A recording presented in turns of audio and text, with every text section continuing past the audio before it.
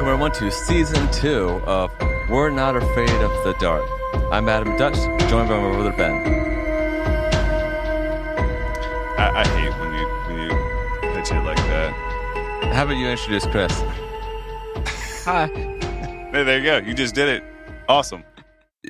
Well, apparently Ben's not as technical savvy as I am with productionists and everything. Yeah. We're joined by our friend Chris Abbott. Well, thank you. He's in the studio with us today. Well, Ben, I'm glad we made it this far. Yeah, me too. And of course, we only have about 5 more seasons to go in this. Yeah, only about another 80 episodes. Splendid. Yeah, I gotta be a better recording out of order. We have actually done about half of Season 2 right now, but we just do different episodes based on interest and whatnot. But Ben, going into the Minute Society right now, there's some big changes already here. Yeah, she's not late to this one. Yeah, the episode of The Tale of the Final Wish starts out with Kristen reading from a fairy tale book.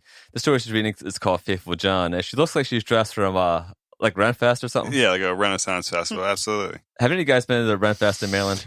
I meant to go to one, but I've been to one. What was your experience like? It was pretty fun. I liked it. I mean, it's knights and queens and ladies, the usual. Yeah, I went a few years ago. What I noticed was a lot of women wear those dresses that showed a shitload of cleavage. Yes, A lot of mud. indeed, and horses and jousting. Yeah, For what sure. seemed like some health inspection violations because they had a bunch of turkey legs just like thrown in a fucking cooler. It's disgusting. And then you could pay like $5 to ride an elephant or something like that. There was turkey legs at mine. Yeah, that's what I'm talking about. Those turkey legs. The whole leg, you know what I mean? Just the whole turkey leg. Yeah, I felt like I was at like a major bush garden. It's just minus the amusement. Yeah, pretty much. Yeah, I remember playing archery. The fucking arrows were like crooked as shit. I made a complaint to him. I said, I can't deal with this. What is this? Indeed. Those carnival games are always rigged a little bit. The other thing I noticed bad is David apparently hit puberty. yo, that eyebrow was jacked up. Did you see that? I didn't know his eyebrow, but his voice is like they finally dropped a little bit. Well, he's becoming a man. Yeah, it seems like it aged like 3 years at least between seasons 1 and 2. Eric's gone. There's even no mention about him leaving. Oh, yeah. I didn't even notice that. Oh, apparently he's a memorable character to you. Yeah, well, I mean, you know. Hey, but Kiki in this episode doesn't have many lines, if any. Well, I no. saw at the end. She talks about how fairy tales are childish and stuff. Yeah, they're making that argument here. Mm-hmm. Especially Frank. They're badass. He says that fairy tales are weak. And then they say that the originals are much scarier. And that is true. Yeah, the Brothers Grimm's one's terrifying. It was meant to teach you a lesson back then. Yeah, they wanted to scare children. The kids right now are a little too sensitive. You have to cater their all needs. What's your favorite fairy tale, Ben? I don't know. That's I do like Alice. yeah. Oh yeah, Alice is good. So Oh, Alice in Wonderland is considered a fairy tale? Yeah. Okay.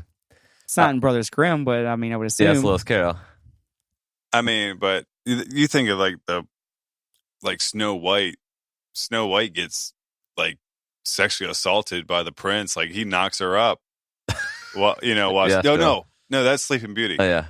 Sleeping Beauty, he knocks her up. She eats an apple in the Disney version. Yeah, I've heard like she has the witch at the end of the original, and this was in a different movie adaptation where she has to like dance on hot coals until she dies. Yeah, well, Cinderella, Cinderella kills her like stepsisters and like I don't know, she like feeds them to the mom or something. Like it's something weird like that. Yeah, they weren't afraid about killing people. And we've also mentioned this. There are references in Are You Afraid of the Dark, especially with the ghost, about people dying, but you never actually see anybody get killed that I know of. It's more likely to just defeat something. Indeed, it's like a reference point. Yeah, we're not going to see like, a kid get murdered or anything. No, because our audience is supposed to be pretty young. I mean, for them to be scared at all, they have to be fairly young. Kristen's pretty dramatic in her storytelling always. She always has to dress up and such. She starts telling the story about a girl who loved them so much that sometimes she couldn't tell the difference between reality and the imagination. And in the side of the episode, we see a surreal image of what appears to be the witch from Snow White because she's trying to feed someone an apple. Is that what that was? Yeah. She transforms into the evil queen. There's like a lot of which makeup. looks like Mimi from the Drew Carey show. That's true. I did laugh when I saw that though, because the acting was like what we saw from The Witch and Pimple Wizard was just like some aunt who's dressed up for Halloween and trying to scare trick-or-treaters in her house. Our character Jill wakes up from the dream. She looks like she is 13, but she's stuck in like 6-year-old mindset, and the way she's dressed, like that big ass 80s yellow pajama set. Pajama set, that was like a full-on dress. Yeah, her room's like the pink canopy. You see fairy tale books on the shelves, and like she has a doll with her. Like it does look like a 6-year-old's room. There's big ass unicorn decals on the walls too. Yeah, there was a lot of unicorns. But that's more mythology than fairy tales, right? Well, kinda. Yeah, you're probably thinking of like Pegasus. Yeah. She's scared to look under her bed, but she has a baseball bat right there ready to go to knock someone in the head. Yeah, Ashley was like, what is she, in the Bronx? With a baseball bat right next to her bed. Yeah, and I was nerding the house here because that stairway, I mean, it looks like the house is like upper class neighborhood here. They're not living like a trailer park or anything. Well, yeah, Are You Afraid of the Dark got a second season.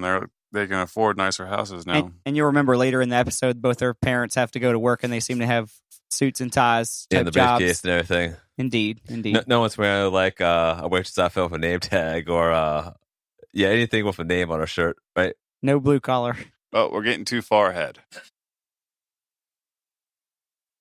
Because when she checks the bed the first time, and then she puts her legs down, and the hands come out and grab her legs, I don't know where she got the idea that they were green and scaly when she ran into... they were normal hands. Yeah, you could clearly tell they were normal fucking hands. Hey, we have a lot more to go before we hit that scene. Really? Oh, yeah, because she sighs and says that she needs to grow up. She's admitting that, and that's going to be our theme of this episode, is coming from childhood to adolescence to teenage years. The typical growing of age. Yeah, she gets her water, comes back, and is curious about the bed once more. She seems like she's scared of her own shadow. Yeah, that's when she gets grabbed. Oh, okay, so I missed her saying she needs to grow up and getting water. I'm sorry I got so far ahead. We have to analyze this as academic scholars. Indeed, sir. That's why she runs into her parents' room. And I was thinking it's a good thing they weren't fucking when she ran in there. I mean, they're married with 2 kids. That's done. It's just dead. No little siblings on the way. Well, apparently it's not the first time, so maybe it was her complaining of having nightmares that another sex life. Probably. And nightmares seem to be a repeating thing here. I mean, if they're used to it. Like, you must have had another nightmare. Yeah, and what fairy tale was it where there's something under her bed? Did she read that Quicksilver fairy tale or legend that's in a future season? I don't know, but it reminded me of Little Monsters. No, yeah, that was a good one, because that guy, you actually want to be under bed. He's fun, right? He is fun. What's his name again? I know it's Howie Mandel's character, but what's his name? Oh, God. I'll look it up real quick. All right. But go on without me. I'll catch up. While you're doing that, the parents come in to investigate. The dad looks under the bed and pretends to get grabbed. Then he finds like a old food. Yeah, what was that, a pie or something? I don't know. It was like... I was thinking, like, what, mice be all shit? He was Maurice. Oh, yeah, Maurice, that's right. The brother comes in like he just woke up, and this guy's like decked out in grunge attire, the flannel shirt, like some the red and skulls and black. stuff on his... The lumberjack. We're still talking about Maurice, right? No. Oh, because, he did too. Her brother John. Oh, yeah, that's right. Yeah, and Little Monsters was like 89, right? See, that's before the grunge era. You're making me look. 89. Yeah, I remember I do all research before these episodes. You had it on the head. They say not to take nightmares so seriously, and her brother, John, gives an evil grin. Isn't that kind of defeating the purpose, though? Isn't the fairy tale designed to scare you so you don't do things? Yeah, but apparently this girl has a fine new hobby. Of course, the parents would downplay a nightmare, you know? Mm-hmm. The thought of growing up comes up again. He tells her that she needs to get out of the fairy tales and start going to concerts. And Ben, I remember watching this episode when I was a kid and thinking, like, they're going to let her go to a concert by herself? Like, how old were you when you went to your first concert?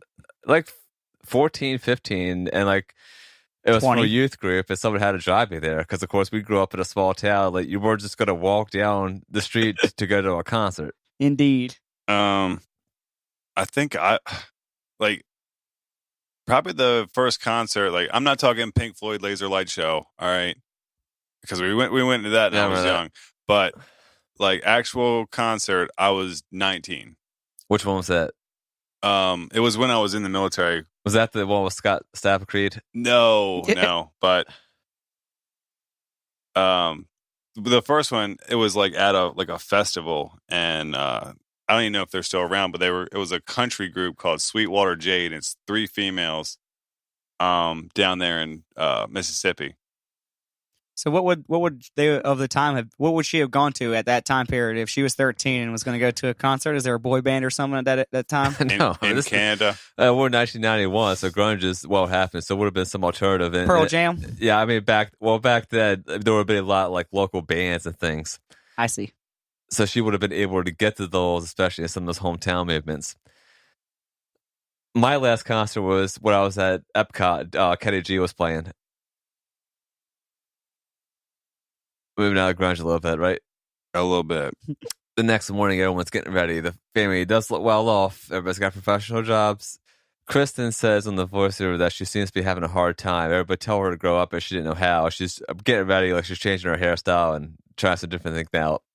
I was thinking, does this girl have any friends at school? But it seems like later she does. Her parents are getting pissed at her because they're making them be late. And when she finally misses the boss, her boss says she's sick of her childishness and she's getting in trouble at work and things like that. So she's done this before then. Oh, yeah. She's just a pain in the family's ass. Time to put a whooping on her, right? Right. At the school library, because, of course, almost every single episode of Are You Afraid of the Dark needs a... Library. Yeah, it needs some, whether it's at the school or at the It needs a town. story or a library. A story? Yeah, it needs someone in there. You need someone in... It's a story within a story. Okay, I see what you mean. Storyception. And that's also where she got the Sandman book. Yeah, the Sandman Indeed, right? and Other Tales. Have any of you guys read this? I found it on Amazon. The Sandman and Tales book? No. Yeah, me either. I don't think I even heard of that until either one, I heard Mr. Sandman by the Chordettes and Uncle Buck. Or Enter the Sandman. Metallica. Yeah, or Metallica, or this show. Because all those were like within a 2 or 3 year time. You can fight span. Mr. Sandman on Mike Tyson's Punch-Out, Yes, too. you can. Oh, yeah, that's true. Fair enough. But wasn't after like Mike Tyson lost that they put Mr. Sandman as a replacement, or was that someone else? No, you fight Sandman on the way to Tyson. Okay. Yes. Now, this was a funny scene, I thought. These 2 girls are just strolling over this guy, and what the fuck is with this outfit this guy has on? It's probably one of the most ridiculous I've seen. The guy in the purple outfit? No, the guy with the fucking... It's a blue hat that was backwards. Yeah, blue hat with backwards, a white dress shirt, That was jeans, so cool and a back in tie. 91. Yeah, 91, 92, when here. And they question whether he just checked out Jill or not. And he does look at her ass. You guys notice that? Well, I mean, she's coming of age. Or they say maybe he's into geeks. They start going through her shit and find the book. And 3 that's because books. she's a baby. Yeah, I found out like kids back then even nowadays, they do make fun of other kids who like aren't developing as fast. And yeah, there's some more 90s paraphernalia, and there's some blue-haired trolls, no doubt. Yeah. She was just missing like a Walkman or a Discman or something like that. Indeed. Yeah, I don't actually see a lot of kids use those in Are You Afraid of the Dark. And like I remember well, they couldn't use them in school, but they definitely were around town and things like that. He comes to the table and asks about an assignment, and then they go through a shit and get the books to embarrass her. But like maybe he was into that. But yeah, they get out the troll down. I was thinking product placement for one. But he says he used to play with them as a kid. And I thought they came about in the 90s, but I did some research. They were popular in the 60s as well. Very Really? well. Yeah. That's incredible. Hey, what a little research can do, right? Mm-hmm. She gets pissed off and embarrassed, grabs her backpack, and apparently just leaves her shoulder out there with them. Well, I'm going to let you keep going. Would you have a thought? Yeah, but I don't want to jump ahead. All right. Kristen says that Jill knew she was being childish, but didn't want to give up on fairy tales yet. Because apparently those fairy tales have been doing a lot for her life. It's been ruining her family life, been ruining her social life, all school life, and it's giving her nightmares. So again, why is she still into these? Well, it's because they always have a happy ending. Remember, she looked out at the star and all that. Inside her room, a prince comes in, which is the guy from school again. And there's a good case here. It's their brother in a mask. I thought that was kind of funny, but it would have been scary as a kid, right? What, that he was wearing like a bat mask? Yeah, but why is this asshole always in his little sister's room? I don't know. Weirdo. Yeah, something. There's a metronome beside her bed. It's not even a clock. Yeah, it's a metronome. I know, that's what I said. That was my first comment. Yeah, it doesn't tell time. No, it doesn't. It keeps your beat. Yeah. Keeps you on tempo. Indeed. Keeps the beat of what? The baseball bat in her fucking when you're bedroom? playing music. I mean, I got this on She watch does- here. yeah, The people won't be able to hear it, but it sounds like that. Yeah, I know what it sounds like. But here's the thing. There's not a single fucking instrument in that bedroom. Nothing. Well, she could use it for singing, although I didn't know a lot of singers who use that. We didn't hear that either, did we? But I think they're trying to use it as a time element because it's ticking, talking, kind of like a clock, even though it's a damn metronome. Yeah. You might not know that if you were a kid or you weren't paying too much attention. I didn't know what one was when I first saw this when I was like 8. I mean, we're usually playing with G.I. Joes while we watch Are You Afraid of the Dark anyway, so it makes sense. No, Russell figures. Oh, shit. Stretch Armstrong, man, his fucking arms went to next week. Yeah, she wakes up and checks out her bed again, sees her brother runs at the door, but comes back in. He's no longer there. Goes in the parents' room. They're not there. So at what point is she asleep here? I mean, this is a nightmare? Like, Hold on. She's awake right now at this point, I believe. No. but how does he disappear? You're getting you fucked up. Who, me or Chris? You. How? Because she wishes before they disappear. Yes. This is why you need your show notes as well. I it's got 'em. imperative that she wishes first. Interject then. I got him right in my head because she wishes, when she kicks him out after the bat mask, she wishes on that star. She didn't have to wish on that star. If she would have still had that fucking troll, she could have just rubbed the gem on his belly and then it would have done the same goddamn thing. But yes, now, then she goes back, she goes to sleep. She was holding the book when she made the wish, went to sleep, and then that's when they disappear. She wakes up, he's like sleeping, standing up at the foot at like the side of her bed, and then he disappears. All right, now we have complete clarification. Yes. It's all in the vault. The vault is Ben's head, by the way. Indeed. That's where my show notes are. Yeah, when she comes back in the bedroom after going downstairs and finding no one was there, she hears a ruckus under the bed. A ruckus. Yeah. Now, that's when one of you guys should say, can you describe the ruckus as a reference to the Breakfast Club? That would have been a perfect spot there for that. But this time she sees a middle-aged guy under the bed who says hi there. I did laugh when I saw Yeah. He looks kind of like Bobcat Goldthwait Meatloaf. there. Gotta say, now the nightmare begins because,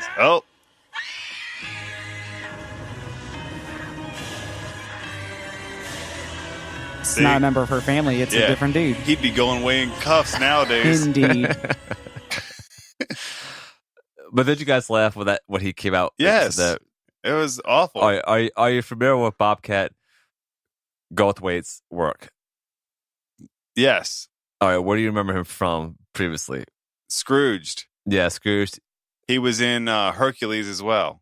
Yeah, he was on Married with the Children playing Zemus, Seven's Dad, where they just leave their kid up with Al Bundy. Mm-hmm. He was in Shakes the Clown, that movie of the early 90s. But here's my thing, and I'm going to get on this as we go along with this. How in the fuck did he get booked for Are You Afraid of the Dark? Because at that time, he was pretty well known. However, his well-known stuff was like adult comedy. Like, kids didn't know him back then. I know, but see, he's Maybe he just he's fit a the part. funny dude. I mean, we were watching like Police Academy movies or something like that. Like, every time he came on this episode, I laughed. Yeah. And I was wondering, was he on acid or drunk during the filming of this? I hope so. I know that's like part of his character or personality. Like, he's playing this like high schizophrenic. I mean, it's usually part of my character when I do this thing. Yeah. He seemed like he was really straining his voice too, like to make that No. stuff happen. He always does that. He's moved on to a lot of directing and writing now, by the way. Is this the only episode that he appears in? Yes. Strange. But let me tell you, when as soon as I heard that voice, I instantly knew who the hell he was. And then Let me tell you, for a guy that puts people to sleep, he his voice would do the complete opposite of that. It's like that. Oh shit, what's his name? No, I didn't hear talk about it because I thought of this. It's like they got Sam Kinison to come in this fucking show. He played. Who's the dude that plays Iago? Who? Iago on fucking Aladdin. Yeah. Oh, Robin Williams. No. No. Robin Williams genie. Oh, okay. Who's Iago? He has that really annoying voice. It's the dude that does the Affleck. Oh, it's Gilbert Gottfried. Yes, Gilbert Gottfried. Yes. Well, funny, you're going to see him in another episode of Afraid of the Dark. Fantastic. He's on the radio episode with Ryan Gosling. Now, here's another funny thing for you, Ben. You remember Sam Kinison? Sam Kinison. The name sounds familiar. Yeah, he was a really famous comic of the 1980s. I'll pull him up so as soon as you see him, you'll remember him. Oh, yeah. Yeah, he died in 1992. Now, he's coming right at the tail end of when Are You Afraid of the Dark came about. Mm-hmm. However, he was like really adult comedy, like Oh, yeah, cussing and making absolutely. drug jokes. I don't know if they would have had him involved in this. It was on Howard Stern show constantly. He played Al Bundy's guardian angel in the Christmas episode. When I saw Bobcat on this episode, I was just thinking, why don't I just get Sam Kinison to come in and play a character in the future? Yeah. The wind starts blowing her under the bed. That was hilarious. Yeah, we see this like really 90s title effect. How did she suck up underneath the bed like that? Did you see her? She was like not touching ground or anything, dude. She was just like sucked up under there, fully on off the ground, like not even touching. Now, how did the Fred Savage character get sucked in underneath with little monsters? Marie just asked him to go underneath of there? I want to say he like grabbed him and pulled him under, but like he was also, it's like he was already looking down the hole that was under the bed, and like he just kind of grabbed him and pulled him in. We get a commercial break, and now back from the oatmeal swirls commercial. She wakes up with this bed in this imaginary world. I'm trying to figure out if I like this set or not, because we see some pretty weird imagery of like some cardboard cutouts of heads, some clocks of they're all different facing time zones. backwards. As soon as like you see that, you instantly think of Alice in Wonderland. She finds a lot of people sleeping in the thin air. And then I like this set as well. There's a bunch of powders on there. You guys know what these powders say on this table? Yeah, it's different modes of terms of sleep. Yeah, so, I like how there's one for cats. I saw catnip on there. Catnap. Catnip, right? No, snap. I thought it was called catnip. No, you take a cat nap. Yeah, but I thought it was catnip, like you give your cat to play with. No, it said cat nap on it. All right, sleep-related items. It's planet that may come about. There's 40 winks. I haven't heard that saying. Is that something Canadian or something? I've heard of it. You've heard it, but not It's too not often. used very. Yeah, it's not used very often. It's not too prevalent. And sure, it's not from a fairy tale. It could be. Yeah, it is a term for a short period, just like A little catnap. Catnap, deep sleep. I like a light. My leg's going to sleep. Hey, it's a sign from God. I don't know if it's a sign Sandman. from God, but I'm gonna have to stand up or Isn't something. the Sandman a guy from No Mercy with an orange jumpsuit? What's the Russell? Yeah. Who made him? I don't know. One of us did. The Sandman comes in and starts yelling at her for touching his stuff. And again, I started laughing here. There's a Bobcat's delivery. He starts giving a little riddle, and I was thinking, is this a reference to the first episode with the riddle? What's the riddle? What was it again? No, you didn't see Tale of the Phantom Cab? No. Ben can ask you this riddle because he got it right. Hold on. I'll start you off. What can you put in a barrel? Yeah. What can you put in a barrel that? Hold on. What? It can be seen by the naked eye. That's the first clue. Yeah. There's a lot of stuff you can put in a barrel that can be seen. What was the But second if clue? you If you put it in, it makes it lighter. Yeah. It makes the barrel lighter Yeah. if you put it in? Yeah. But there's another clue in there. It's not air. Oh yeah. It's not air. It can be seen by the naked eye, and you put it in the barrel, it makes it lighter. Helium. No. It's make it float. It's a hole. A hole. Yeah. That makes perfect sense. And then you would have had this fucking a cab crash because that's what happens in the episode. She complains that she's that like little whiny girl here. He says she got what her wished for. Takes the book, and he does an imitation here. And said, "What's so wrong about wanting to live in a place where dreams come true, where you can wish upon a star? I wish I could, and I wish everybody would leave me alone." Sound familiar? Isn't it a different book? Isn't the book he grabs up to tell her about it like super huge, and it's not the book saying that she has from the library or anything? Yeah, it's a different book because she's now in her own fairy tale. He says, sorry, that's not what happens. The fairy tales can't be changed. She has a better family. And he says that they're here, but they won't bother her anymore. And it's what she wanted. She starts whining again and runs away, but that's when he starts getting scary. I was laughing at his facial expressions here. Just so ridiculous. She finds the door that has a question mark on it, opens it up, and then sees a queen. It's the Red Queen. It's the Alice in Wonderland, of course. Yeah, did you guys think that scene was scary? She screams off over her head and has this giant axe. I mean, it was probably the scariest part of this. I wasn't scared. I just was reminiscent of Alice on that. Yeah, well, I liked his lie because he comes over with this voiceover and says, "They like that one, try another." Yeah. And the next one is the Hansel witch. and Gretel. Yeah, the witch. But I thought she looked like the witch from Pinball Wizard as well. Oh, wait. Can I also say that when she runs away from him the first time and like steps on the bed and he just starts laughing and then a door appears and she just instantly starts running for that door, like you're just kind of going with his plan, aren't you? Yeah, you know, that's easy. She goes and finds Stacy sleeping, one of the friends from the library, but she's unresponsive. She sees Rick, she sees her brother, but no one will wake up, even her parents. Then she gets scared and runs begging that she didn't want this. But he says she can't change it. Yeah, what's make this girl happy? I mean, typical women. Well, I mean, everyone's sleeping who are bothering her. They didn't like her, so she causes trouble. It's like, what's it going to take? The Sandman isn't playing games. It says it's her fairy tale. It keeps going on that trend here. So maybe it is one of these themes of be careful what you wish for. She opens another door and goes back to the beginning with all the clocks and gears. On a side note, we're in the land of Nod. Isn't that a fairy tale too? Where is that from? Like Chronicles Narnia or something? I was thinking so. I know there's winking, blinking, and Nod, but that doesn't have anything to do with sleep. Well, if I Google Land of Nod, some store that sells baby toys and bedding and shit coming here. However, it's also in the Bible in the book of Genesis. Is it in relation to sleep of any sort, or is it just a pun on you nodding out? Well, it was where Cain was exiled by God after Cain murdered his brother Abel. Oh man, that could get really deep, huh? Yeah. Where are we going to go with this? I really think all these stories in Are You Afraid of the Dark interject with each other.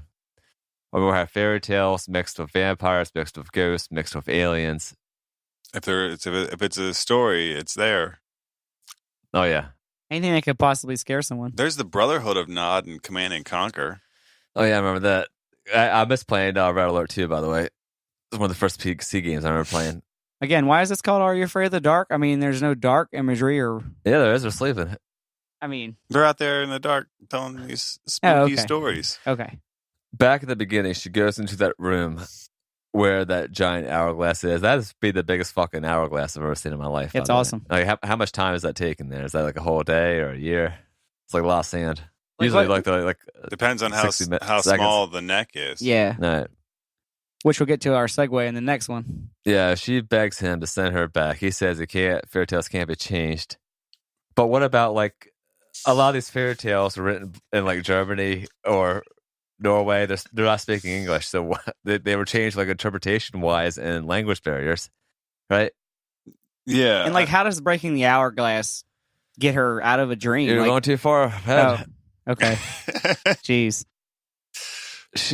And also, wasn't he putting different sort of dust? Didn't he say this is called wink or sleep or some dust? He was trying to get the potion right, I thought. I thought he like sprayed some dust on himself and kind of nodded out a little bit. Yeah. Oh yeah. What kind of dust was that called? Was it like there's something to do with sleep also? He said it could use more snooze. Snooze, yeah, some new stuff. Snooze. Yeah, I want to know where to get these powders because I've been having trouble sleeping. Legs hurt last night, knees hurt, having nightmares. You just crush up Ambien and snort it. She says so they can't be changed after all, and he isn't doing much about stopping it. That's why she breaks the hourglass, we get the shitty-ass 90s effect come back. She screams, the mom comes rushing in, and Dad doesn't seem too happy either. But then she laughs and says it was a dream. But how did breaking of time get her out of the stream?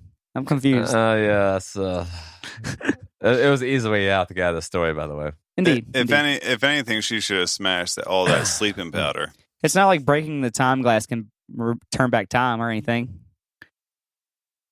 And take her out of her dreams. She realizes everything is back to normality. But I also noticed in the scene, like, the family seems to wear the same fucking thing to sleep every night. You don't?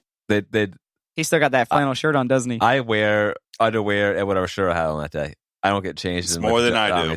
Okay.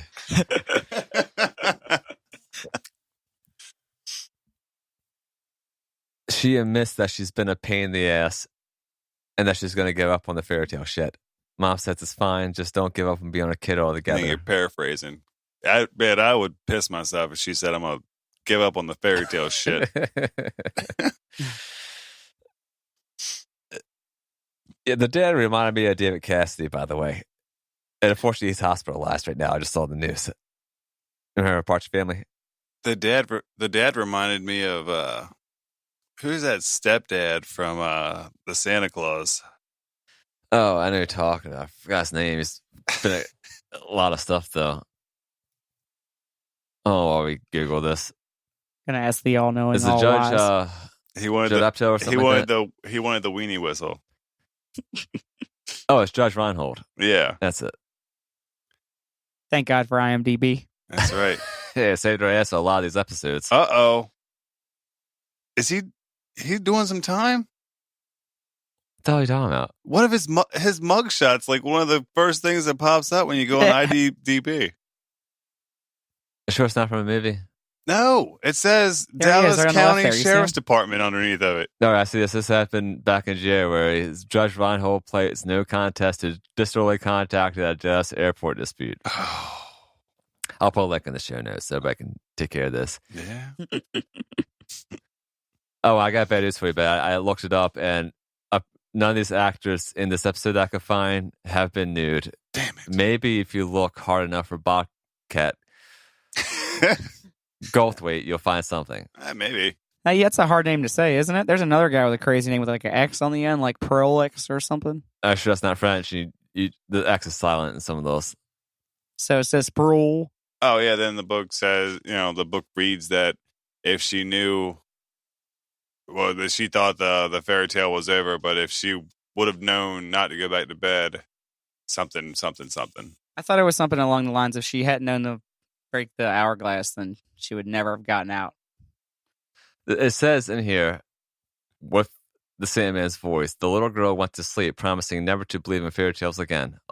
If only she knew, she would never have gone back to bed again. And I was confused on that line. What does that mean? So, like, when she still has the ability to be affected by dreams and fairy tales, but I think not. I don't they know. were trying to like make it a twist, like, oh, like something bad's going to happen because, she went back to bed, but it was all still part of the fairy tale. Did you guys notice the book? The book, it like blew a few pages and then blew a big stack of the pages and then showed a picture and then went to the end after that. What was the picture of? I can't remember now. I don't know, but the page number was 337. I was trying to find some numerology like I did in That's almost Tale of elite. Laughing Dark. That's almost like 1337, like some elite shit. But that wasn't going on in the 90s. Everyone looks at each other and Kristen says very seriously, so don't take fairy tales lightly. You don't know which ones are made up and which ones are real. Frank seemed like a story. And he wants to read the one, especially where the kid got his head chopped off. There's another reference, allusion to killing, but we don't see it. Oh, yeah. Is there a story that goes like that? There's a story where someone cuts their fingers off. I mean, cutting babies' heads off some pretty sick shit. Yeah, that's hardcore. Yeah. Unless But- it's like rotten.com. I want to say it's you remember Clock Tower with the Scissor Man? I want to say he's the one that cuts fingers off and toes. Wasn't there an opening scene too where like they said something about a blood on their mouth, something. What was that open and walk in with the characters? Oh, yeah. Because we got to open and walk in. See, there's that change between. A prince got kidnapped, and then the person that kidnapped him put blood on the queen's mouth, so she would think that she ate him or something like that. Was that the one that Betty Ann was referencing? Yes. All right, that was an actual fairy tale. That's called The Six Swans. I never heard of that. IMDb. I haven't either. I'm actually going to order right now on Amazon a book of fairy tales just so I can brush up on this. Although I'm pretty sure most are in public domain, right? Yeah, I'm sure the Brothers Grimm and such. It's probably all in public domain at this point. Did you guys remember this from back in the day? No, I never remembered this one. No, I did. And final thoughts? How's this episode hold up? it's not awful. Could have been better, but yeah, I've seen some episodes before or some reviews online where people say it's a shit episode. I think it was that bad. I thought that the Bobcat casting made this episode a lot better. Yeah, if it didn't have him in it, I probably would have hated it. I mean, it has a pretty coherent storyline and message. I mean, if you're a kid, you might, be a little bit. I mean, you had to be pretty young though. It's not too terrible, but Yeah, I think this one was aimed it won't for hold up young in kids. today's standards. I don't think. No. I mean, it goes along with that thing that kids are sometimes afraid of what's under the bed or going to sleep alone, things like that. Especially with a character like this who's kind of stuck in childhood.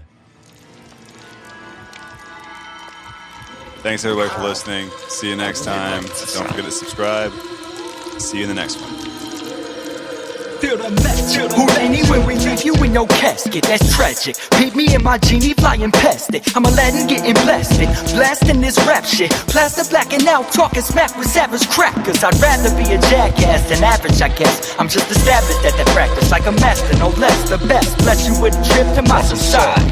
Where at the stroke of midnight, the dim light of the fire gleams and inspires me. Hear me howling at the moon, growling till it's noon and start prowling with the goons and redo this tune smooth but edgy, ain't doing catchy. I blow the dope, it's dope, the dope can get you, I ain't doing Reggie Miller, I'm a killer, rest in peace, J Dilla. I'm an MJ thriller, there's no MC Rilla. But I feel you, I'm digging all that shit you've been kicking.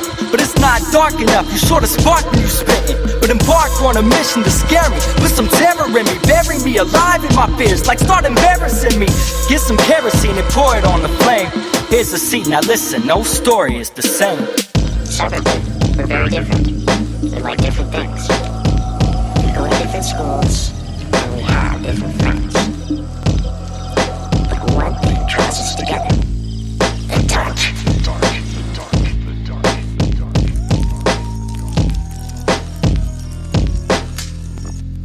The dark. The dark. The dark. Listen, I'm in the back alley with a split lip, drifting with the black cats and the witches, vicious, getting in the mischief. The wickedest of wizards that you imps have ever witnessed. Get witness, what's up with all the whack MCs in the vicinity? Craving my style, this campfire is the remedy. From vampires to entities, I spit about every subject. Styles go to infinity. Rim one and be like, what's next? Your suspects as usual. Plot lines is corny. Characters predictable and climax is boring. I'm snoring, I'll be 40 by the time this bitch is over. Dragging on and on and on, come on, let's get some closure. I can't do this over. So send that split my way and let me break it down and take the crown if I may. I'm not afraid, I'll be looking through the darkness. On my gang star shit, don't worry, this is harmless.